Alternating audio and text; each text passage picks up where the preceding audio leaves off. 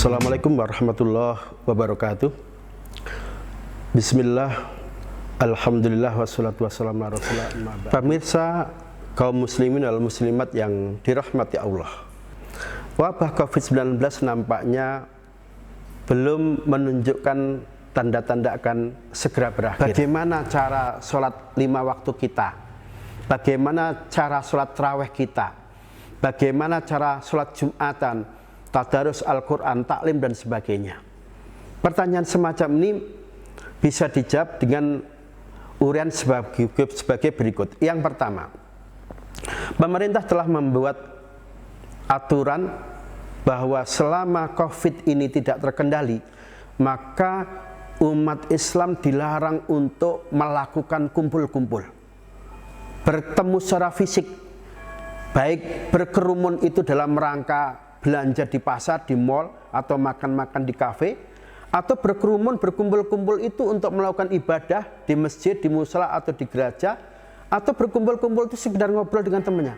Kumpul-kumpul bertemu sekarang ini dilarang oleh negara. Kumpul-kumpul ngobrol berjamaah sekarang ini dilarang oleh negara. Maka mulai sekarang, kalau biasanya kita sholat 5 waktu berjamaah di masjid, sekarang sholat berjamaahnya digeser, dilakukan di rumah. Berjamaah dengan istri, berjamaah dengan anak, berjamaah dengan pembantu. Kalau memang ada pesantren, sudah ditutup, di lockdown, tidak ada pihak lain yang masuk ke pesantren. Yang ada di pesantren itu hanya jamaah pesantren, hanya santri di pesantren, kemudian mau mengadakan sholat berjamaah, mau mengadakan sholat Jumatan, asal yakin dan menurut penjelasan pihak yang berwenang, daerahnya itu masih dinyatakan hijau, belum kuning, belum zona merah, silahkan sholat jamaah dilakukan, tapi dengan protokol kesehatan yang ditetapkan pemerintah. Misalnya tempatnya harus dibersihkan, shaf tidak boleh rapat, dibuat berjarak 1 meter atau 1,5 meter. Nah, ini kemudian memunculkan pertanyaan, bagaimana hukumnya berjamaah dengan shaf yang tidak rapat, dibuat renggang? Apakah masih mendapatkan keutamaan berjamaah? Para ulama fikih mengatakan kalau renggangnya shaf itu karena ada udzur, maka shaf yang tidak rapat dibuat renggang karena ada udzur, yang sholat berjamaah ini tetap mendapatkan keutamaan berjamaah. Misalnya di kitab Nihayatuz Zain itu ada penjelasan begini, wa amma ta'akhuruhum anis sufi lisatil furjah lam yukroh kaharin bil masjidil haram wala tafutu al fadilah.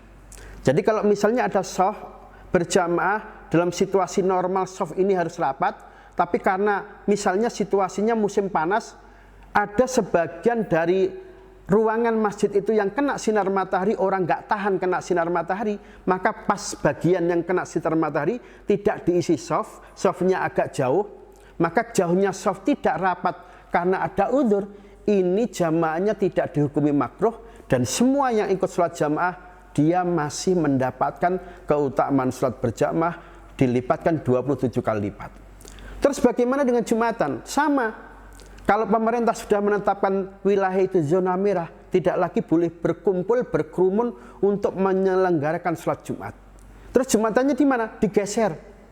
Lakukan di rumah dengan mengganti sholat duhur. Kalau misalnya di rumah ada lebih 10 laki-laki, anaknya banyak, misalnya ada pembantu, boleh Jumatan. Karena jumlah minimal Jumatan itu ada yang menyebut misalnya 40 orang, laki-laki yang memenuhi syarat, ada yang menyebut 13 orang, bahkan ada yang menyebut 4 orang, bahkan ada juga mazhab yang mengatakan Jumatan boleh dilakukan 3 orang. Nah, syaratnya kalau 3 orang, 4 orang, 13 orang, jangan sampai khotib baca khutbah, baca rukunnya ada yang tidur. Sebab kalau khotib baca rukun khutbah, dari jumlah yang sudah minimalis ini ada yang tidur, maka Jumatannya batal, wajib diganti sholat duhur. Jadi sekarang Jumatan di zona merah, area, lokasi, wilayah yang ditetapkan sebagai zona merah, Jumatannya tutup dulu. Pemerintah tidak melarang kita Jumatan, tetapi pemerintah menghimbau untuk mengganti sholat Jumatan ini dengan melakukan sholat duhur di rumah masing-masing. Begitu juga sholat tarawih lakukan di rumah. Begitu juga tadarus Al-Quran lakukan di rumah. kajian, tadarus Al-Quran bisa dilakukan oleh takmir masjid dengan dilakukan secara online. Dan semuanya ini di saat terjadi wabah COVID-19 tentu tidak mengurangi makna dan esensi bulan Ramadan, karena semua ibadah di bulan Ramadan kita tetap bisa melakukan meskipun tidak dilakukan secara normal, tidak dilakukan secara sempurna.